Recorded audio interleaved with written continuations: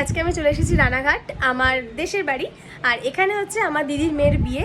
তো প্রত্যেক বাড়িতে যখন সাজাতে যাই, বাড়ির লোককে সবসময় বলা হয় যে গায়ে হলুদটা অন্তত পক্ষে তাড়াতাড়ি করে করার জন্য, কারণ আমাদের মেকআপে টাইম লাগে।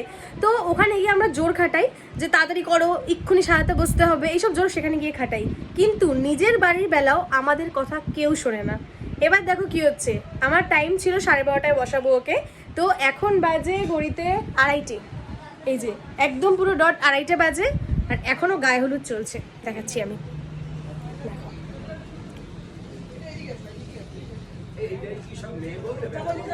ফটোশ্যুট চলছে, গায়ে হলুদ এখনো পর্যন্ত হয়নি। আর আমাকে বলেছে 4টের মধ্যে ছাড়তেই হবে, 4টের মধ্যে বাড়ি থেকে বেরিয়ে যাবে। তো আমি জানি না কি করব। আর এই যে কাকা আমার, ঠিক আছে, খালি বলবে তাড়া দিচ্ছে তাড়াতাড়ি করো তাড়াতাড়ি করো, কিন্তু তাড়াতাড়ি হবে না। তো এটাই বলতে চাইছি, মেকআপ আর্টিস্টদের কথা বাইরের লোকেরা তাও শোনে, কিন্তু বাড়ির লোকেরা একদমই শোনে না।